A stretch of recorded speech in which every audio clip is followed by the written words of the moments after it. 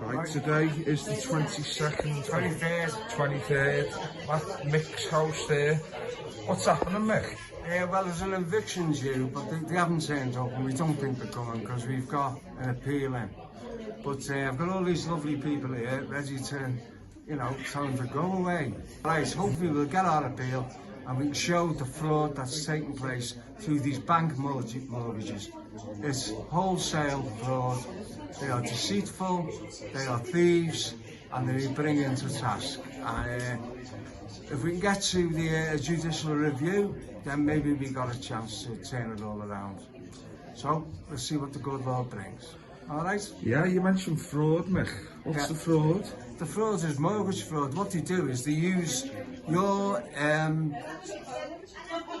the trust, your bare trust, to get the money out, and then they lend you your own money.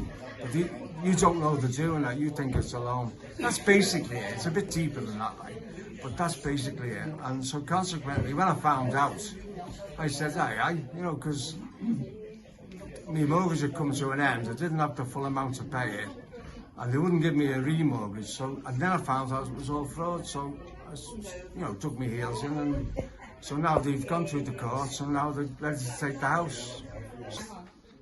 Right, this is a letter. Well, it's not a letter, it's an explanation. And the Santander haven't got this yet, but they're going to get it from their solicitors, because the solicitors Do you think that's a good idea to talk about this now? Oh yeah, let them know. Don't let the enemy know. Right, a bank mortgage is fraud from the beginning. The borrower signs the bank's loan contract and the mortgage. The borrower's signature transforms the loan contract into a financial instrument with the value of the agreed amount of the loan account.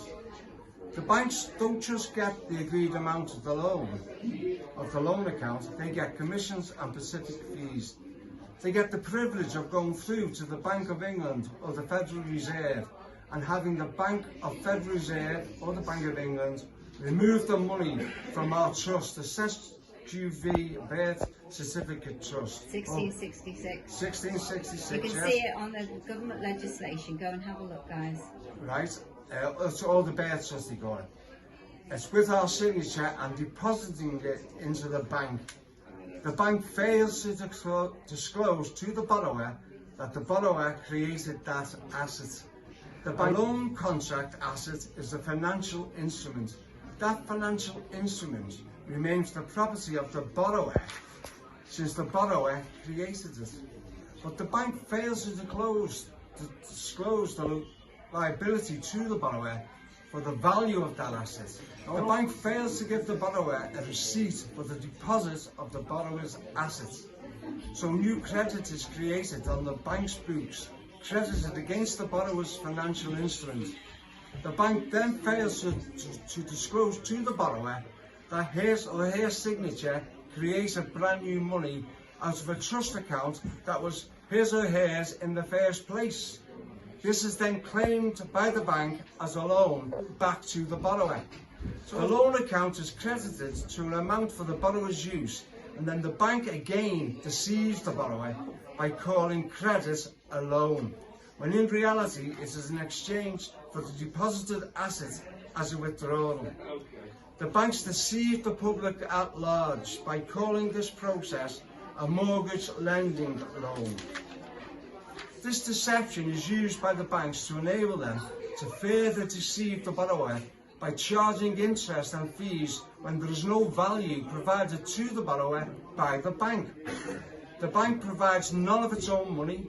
A bank cannot take money out of its shareholders' accounts and cannot take money out of its deposit accounts. It is illegal to do that. They don't take money from their assets. They get the money from the public who are ignorant of their practice. The bank provides none of its own money, so the bank can have no consideration in the transaction, and so they have no true contract that exists.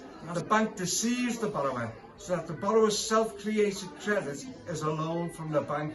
There is no full disclosure, so no full disclosure means no true contract ever exists. The borrower is the true creditor in the transaction, not the bank. As the borrower created the money, the bank provided no value. The bank has deceived the borrower into thinking he is the debitor and not the creditor. If the bank provides no value, then the contract is null and void. There has to be equal value or consideration, whether it be for the labour or money, and the bank provides no value, it provides none of that. The bank then hides its liability by an off-balance sheet accounting and only shows the debtor's ledger in order to deceive the borrower and the court. The bank demands payment without a just cause, which is deception, theft and fraud. The bank then sells the borrower's financial instrument to a third party for profit. Sale of the financial instrument confirms intrinsic value. A financial instrument, yet the value is not credited to the borrower as the creator and depositor of the financial instrument. So you won't praise that. The borrower's financial instrument is converted into a security through a trust or a similar arrangement in order to defeat restrictions on transactions of loan contracts. The security, including the loan contract, is sold to investors, is illegal, and the promissory note must be attached to their deed of trust. If it is separated from the deed of trust, it is securities fraud and illegal. And as we've all discovered, they are always separate. The bank is not the holder in due course of the loan contract. Only the holder in due course can claim on the loan contract. So the bank again deceives the borrower that they, the bank, is the holder in due course of the loan. Banks are in the business of creating a security and nothing else. The bank mortgage scheme, stroke business, is a scam. So the moral of the story is do not consent. Do not consent. They're robbing you, left, right and centre.